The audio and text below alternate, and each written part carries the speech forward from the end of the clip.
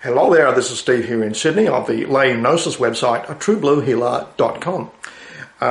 That's where in just 20 minutes, doing the beginner's tour, you can get physical evidence of your divine spark being activated, and that'll be followed up by vivid messaging dreams, and a whole lot of other wonderful things. It's a true sleigh ride through a magic forest, revealing that there's a lot more to yourself than you ever really dreamed. Most people think they're awake, when in truth they're not, because there's a trick played upon you when you're small.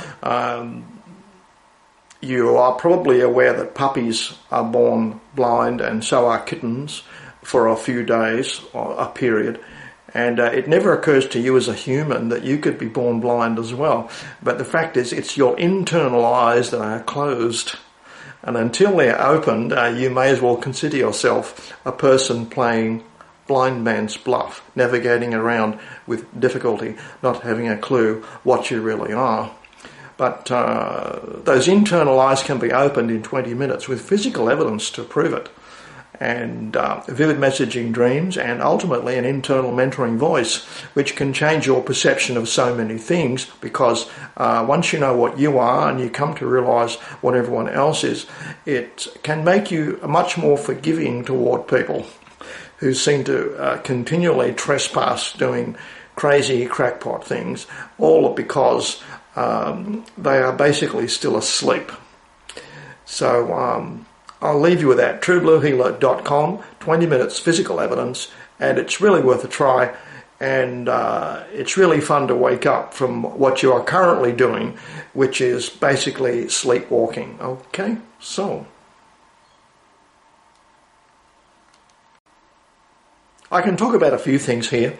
One of them is the devastating effect where a thing called Alinsky-Marxism, sometimes called cultural Marxism, possesses people to the point where they become irrational. And finally, we've got someone, after the election, the devastating loss by Hillary Clinton.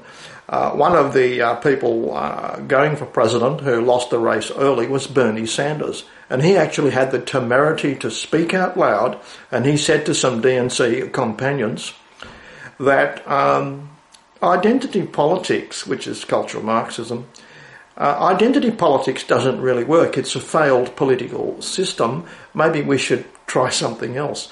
Of course, he was held down for that kind of heresy by all the true believers who still think that you can win a political position by calling everybody names, which is what identity politics is all about. I'm wondering whether cultural Marxism, Alinsky-Marxism, has seen its high water mark, and it's been destroyed by Hillary Clinton's crash and burn failure to win, despite all her cheating and vast amount of money that was poured into her campaign. She lost in a serious crash and burn campaign, and a level of non-acceptance that some people have is strange. There's still people trying to do recounts to try and remain relevant, raising vast sums of money for recounts that have got no chance of making any difference. So I'm wondering whether that's another form of aggressive physical denial of reality, that because Marxists have been said by even John Podesta himself, left-wing people live in an alternative universe. So they have a political twist, a political slant on everything. They don't see reality like ordinary people. That's the ordinary people see things empirically. They use logic and common sense and empiricism to navigate their way through life. That's anything but what Marxists do. They've got their own internal sort of political Marxist universe in their own heads, which they desperately want to project on everybody else. And it has been deeply divisive and has done tremendous damage to the Western world. But it seems to have come to a very, very abrupt stop with the crash and burn failure of Hillary Clinton, who amazingly, with all her illnesses, she's gone to France to get stem cell therapy for her Parkinson's disease. She's still got a hand up for the next election in 2020, and which is being laughed at, but I think it's just a scam to get more donations, because all the previous donors stopped sending money as soon as she lost the election, and now she wants to start the cycle again. Heads of state all around the world, governments internationally, all send her money, and she gets to play politician for another 4 years, when I really think she should be in not just a retirement home, but in jail, actually. And she's likely to go to jail because it's promised by Congress people that 200 or 300 people at the top of the US government will be going to jail for a variety of reasons, including treason. A very serious treason, okay? So Hillary Clinton will be convicted of that for certain. The Alinsky-Marxists, the Hillary Clintons, Obama is a disciple of Alinsky, who wrote the book Rules for Radicals, which is basically how to verbally, violently bully people into voting for you somehow. It's a failed system. It doesn't work. It's just very divisive. And that Professor Peters from, Peterson, from Canada, the university lecturer, points out that all Marxists really do is look at a spectrum of people doing some activity. They pick the bottom end of the spectrum and say they're obviously the victims, which is not obvious to anybody else. And the people at the top end of the spectrum must be the oppressors. And then they start telling each group that one's oppressing the other, and you should start being rebellious and attacking your own society to take down your oppressors, you see. But the problem is these two groups don't really know each other. And they never even cared about such things because they're all busy head down doing their own thing at different levels of involvement. And people are allowed to choose their level of involvement in any activity. So that doesn't mean one group suppressing another. It's absolutely fatuous and vacuous claim to make. Yet it works. You can find enough people at the bottom end told they're a victim group. Feeling like a victim empowers people to do outrageous things and to be angry and bellicose and belligerent about non-existent social issues, you see. So that's what Professor Peterson says from Canada.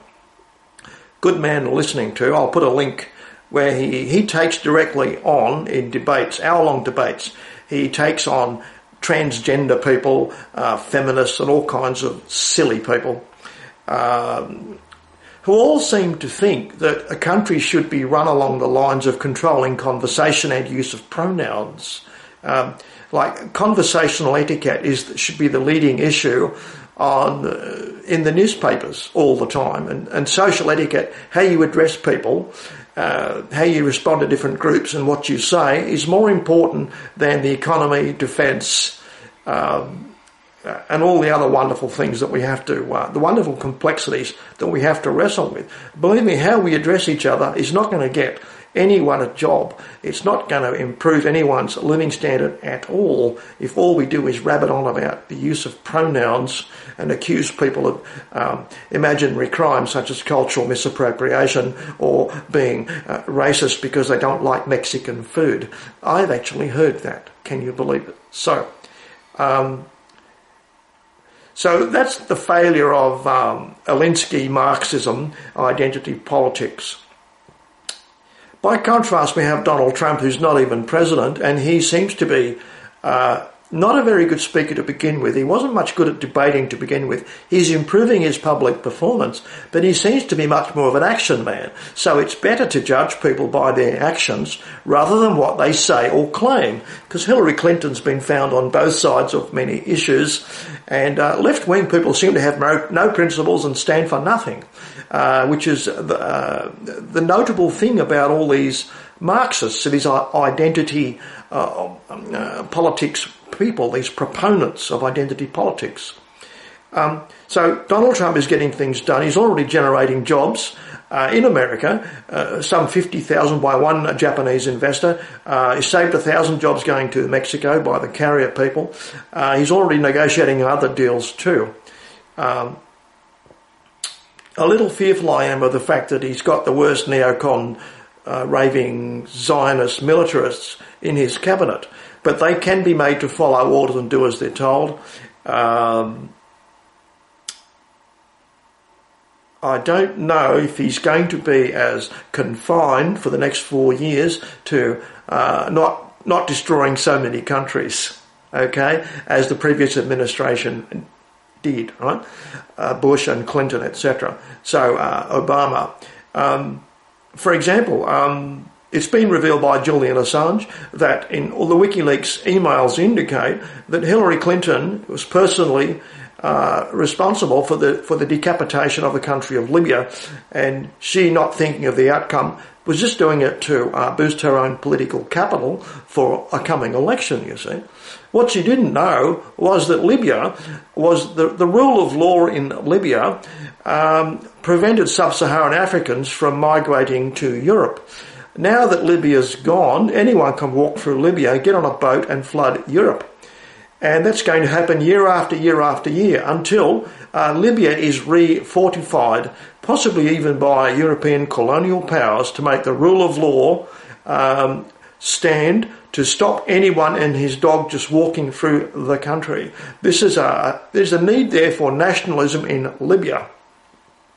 And you may have to do something that was supposedly bad years ago, which is called colonialism. Africa seems to benefit from colonialism. Ever since they were decolonised, they've been given $500 billion in aid since 1960. Most of the money's disappeared into foreign Swiss bank accounts, and there's not a single African country that's got a steadily growing economy. They're not able to civilise themselves for a variety of reasons. One of them is the very hostile climate of Africa. It's not conducive to conventional settlement.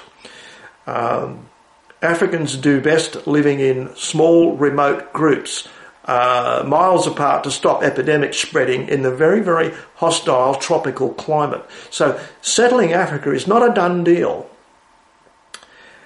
Which brings us to another issue. Who is settling Africa now? Well, there's a new kind of colonialism going on now. China is building Chinese cities in Africa, and Africans have started to notice Chinese towns, Chinese cities are being built.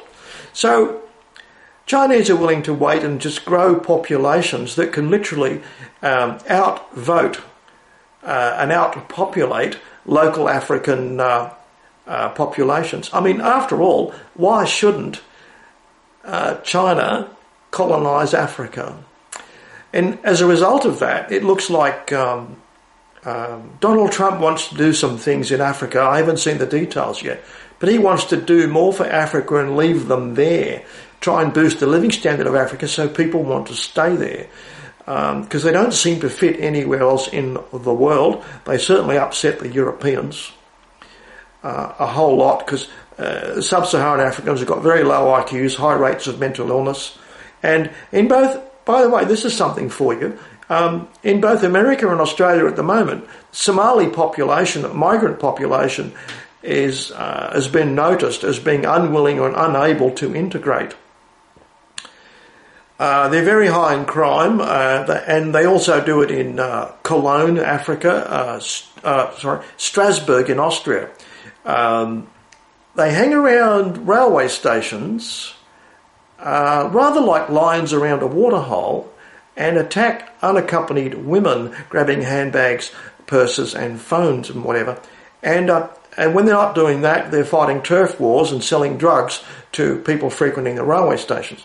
This happened in Australia as soon as a few hundred of them landed here, all coming on refugee visas because they were terrified by their lives were threatened, you see, back in Somalia, right? Now, totally contradicting that is interviews done in Minnesota, Stan, where Somali people are asked, what do you think of America?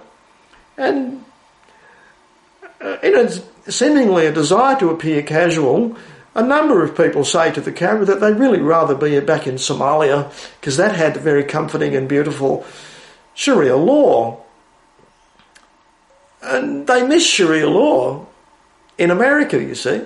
And you hear this to the camera and you think, these people don't seem to be very bright, because what they're saying seems casual. And one young man was saying there's no crime in Somalia because they cut people's hands off for crime. That's Sharia law, right? So much better country, less crime in Somalia. And you listen to this in disbelief, stunned disbelief. Somalia's got the highest rate of mental illness, one of the highest crime rates in the world, highest rate of mental illness, and they are the famous people who attacked ocean-going ships, the Somali pirates, which cost a fortune to contain, with foreign navies patrolling their coastline, guarding ocean-going ships. So, I don't know how tuned up these people are, tuned in to what's really going on in Somalia. As far as I know, it's basically a place of Mad Max rules, like a crazy film, where if you've got an AK-47, you're in charge, and you only take orders from people with bigger guns than you, machine guns, truck-mounted, that sort of thing. So, now, this also connects to the many celebrities who couldn't stand the idea of Trump being elected and promised to all go to Canada, you see. We notice that all these celebrities, movie stars, etc., none of them actually went to Canada. So, what people say and what they do, two different things. So what's the point of them even talking or believing anything they say when they really don't believe?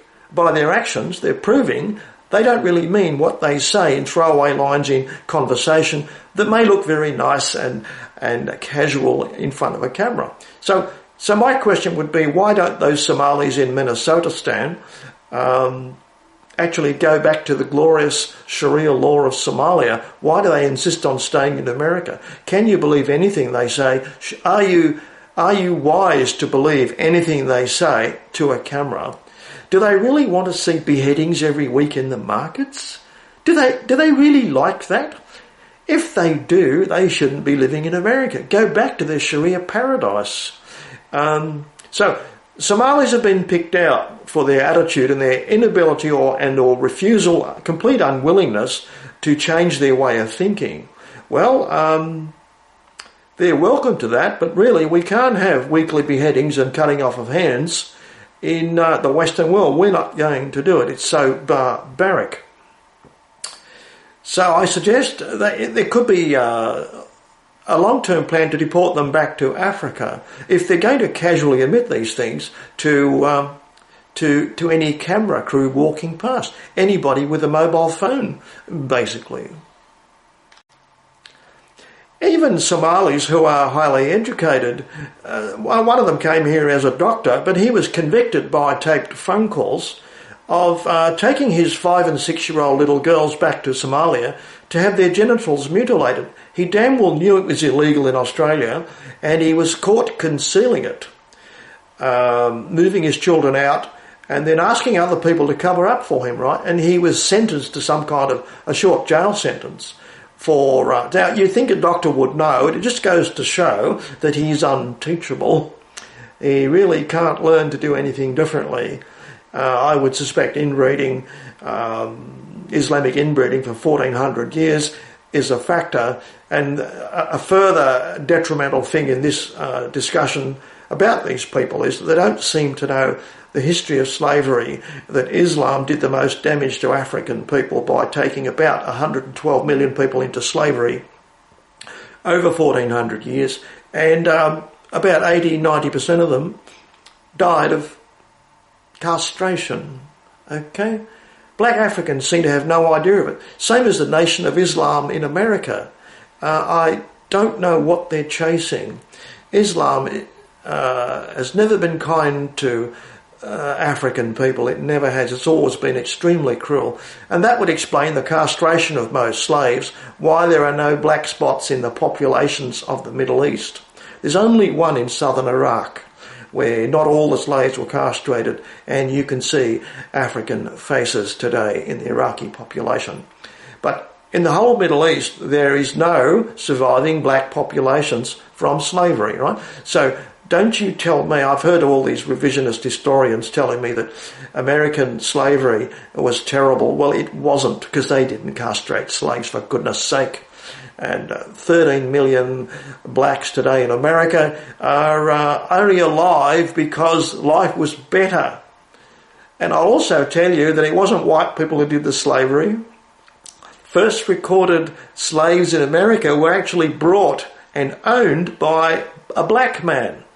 Okay, so get your facts straight. I'll leave you a link about that. It's kind of fascinating. Who actually initiated the slave trade were black people enslaving their own kind, importing them to America. Okay, and the biggest slave owners, I think 28% of slaves were owned by blacks. Okay, only about 4% were owned by whites, and then heresy of heresies, we're not supposed to say this, but the other 70-odd% of slaves were owned by Jewish slave traders. Okay, I didn't really say that. Okay, said the sacred word, the nasty, naughty word, speaking a fact. You can look it up yourself. Okay, so now the business about blacks being unable to help themselves, regrettably, I'm married to a black woman, by the way, before you go any further calling me Marxist names. There's no successful black economy anywhere in the world. Okay, you got that? Most of them are in Africa, and Africa is an extremely difficult place to settle. And I don't know if Europeans went there with their supposed, civilization building skills, whether they could actually create a copy of Europe. I sincerely doubt it, because the climate is so damned hostile. There's so many tropical diseases. Well, that's why the southern tip of South Africa was first populated by white settlers easily, and then as you go north up the map, the population gets thinner and thinner, and Africans can only survive all the many, many tropical diseases by living in small groups many miles apart. Okay, otherwise they don't live well in cities. They don't thrive in cities where diseases can break out and kill large numbers of people very quickly. Okay, that's a sad fact. So maybe we shouldn't get our expectations up too much because of the extremely hostile geography of Africa to settlement. Okay. Now, while I'm here, I'll just tell you some stuff that you may not know, and it's going to enrich the background of your thinking if you just know a little bit about this subject. The Western people, we've always been told how racist we all are, even though in America they elect black presidents. And really all the racism seems to come from the name callers themselves, the Marxist Alinsky crowd, who basically can see racism in anything. Basically, they just make it all up and call people all these Marxist expletives, xenophobe, etc. So against that, we're all told we all have to be punished for hundreds of years of slavery, which we didn't actually do in much extent. I think 4% of the entire slave trade involved America. The rest of it was done in Africa and the Middle East, you see. So we have to dimension things to know really who's to blame. That's if you're into blaming people for what their ancestors did hundreds of years previously. But I'm going to tell you about another nation group, which is a fascinating group of people. Chinese people. Historically, they've always kept to themselves. They haven't really ventured much outside their own borders. There's an interesting little channel, I'll put a link to it, a YouTube channel, where it's such a different way of seeing things that their outlook is so different to our screaming human rights, open immigration policies of the West. In China, there's a couple of guys who ride motorbikes around with helmet cams and a wireless intercom, and they show you bits of China where they're living, you see.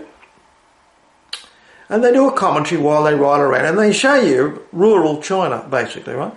Lots of dirt roads, roughly built, crudely built, unpainted houses, buildings only like a quarter built, half finished. Strangely looking like brand new buildings abandoned, you see. You're shown a lot of these. But one of their videos is entitled, You the viewer, you will never be Chinese. You will never be Chinese is the name of this video. And they explain why as they're riding around showing you Chinese landmarks, rural China. But listen to this. This is a totally different outlook. China has no green card system, right? They don't have one. They have no immigration system. There's only about two kinds of visas you can get. You can get a working visa, but you are not allowed to marry. And you can also get a marriage visa. So if you want to marry a Chinese lady, you certainly can, but you're never allowed to work for the rest of your life. That's for ordinary people. Very rich people have got $1 million. I would imagine foreign industrialists could become Chinese citizens, that sort of thing. But that's how different China is in its outlook. And what they do is, these two men, they've got Chinese mother-in-laws, you see. And they talk about how they're treated by common Chinese people they encounter as they ride around amongst these villages, you see. And one of the little anecdotes that they talk about is the fact that they'll congratulate you on how, with such a funny face, that you can handle chopsticks so well. And golly, your Chinese is that good. Yeah, very impressive Chinese you speak. This is after, say, 10 years living there. And there's a kind of silence at the end of the sentence. And it's basically, it means in brackets, but you will never be Chinese. Okay? That's sort of tacked on the end of every sentence. Even though you know our ways, you eat our food, you can handle chopsticks like a grand master, you know, a feng shui master or something, you'll still never be Chinese because you're simply not Chinese, and that's that, okay? Now, both their mothers-in-law talk about this. It's interesting to listen to it. Now, what they are doing, they are colonising China. The Chinese government is colonising, as you were, Africa. And by the way, they're also colonising Australia. Now, they're quiet as a mouse, the Chinese people. We've got a massive number of them, 500,000 in Sydney. And it's kind of obvious that the government's behind importing vast numbers of Chinese people to take over parts of Sydney. The suburb is called Hurstville, and I've watched it change from being an average Anglo-Saxon suburb to now being full of Chinese banks. An extraordinary number of Chinese banks in the suburb of Hurstville, and the streets are full of Chinese people. I mean, it won't be long before you think you're in China going to Hurstville. Now, the number of jihadis we have and all the Muslim people that we have so much trouble with is a lot less than, it's less than 1% of our population. China's a much higher percentage of our population, but they are no problem at all. They're not involved in any particular high crime rate or anything like that. So that's how different groups of people are, realistically. So I just thought you'd like to know that China seems to be colonising various parts of the world. I would suspect they're also colonising countries in South America.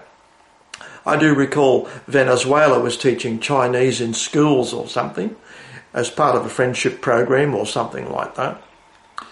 But that's how the different outlook of Chinese people. Now, obviously the way they think about you will never be Chinese, no matter how good you are with chopsticks, you know, you're still not Chinese. That sort of attitude is obviously genetic, and I can't fault them for it. You really can't fight people's genetics, can you? Are you going to say your genes are wrong? You should learn political correctness and lie to everybody, and that sort of thing, like we do. They just say straight out, yeah, you know all about Chinese culture, you can speak 3 Chinese dialects, but you'll still never be Chinese. And having said that, they then point out with great pride that people in America of Chinese descent did some great research breakthrough.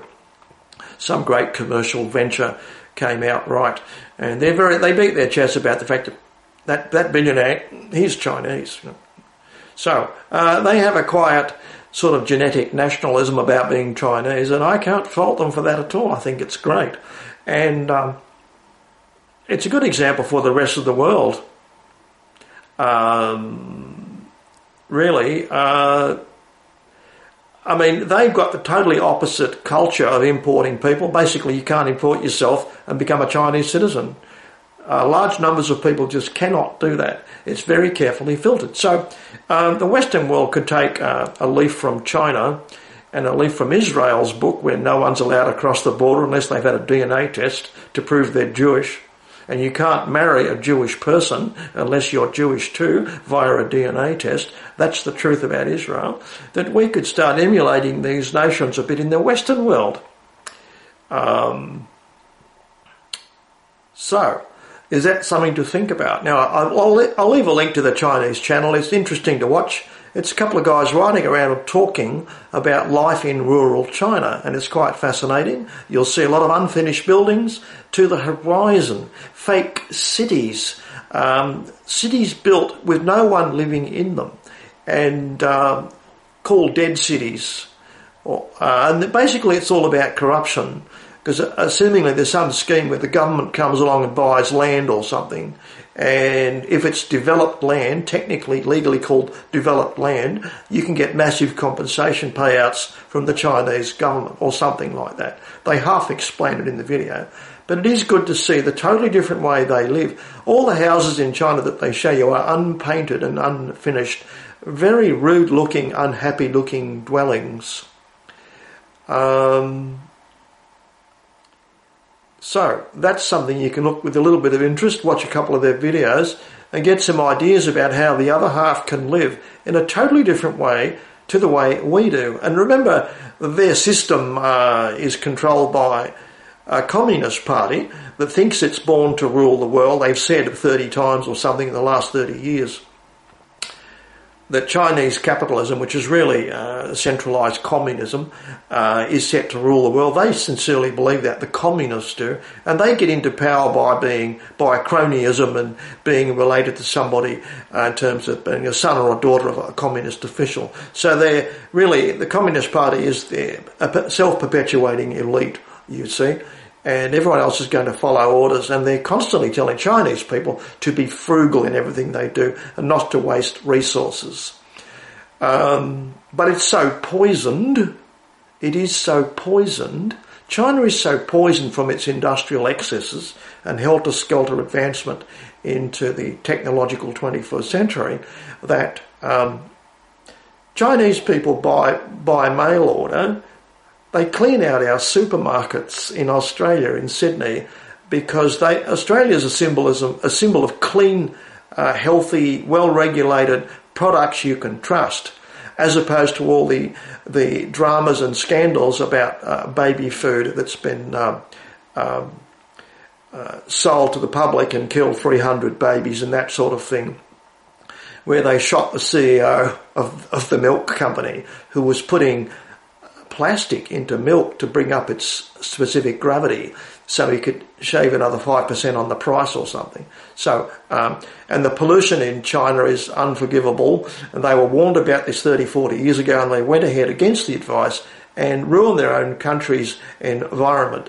And there's now a thriving business where Chinese people mail order back to homeland China at vast markup Australian milk products specifically for babies, and it's grown to a long list, a whole spectrum of other products, because they like our packaging and regulations, that sort, and presentation, that sort of thing. And as usual, it's got the attractiveness of being foreign with funny writing on it. So that's the crazy world we're living in today.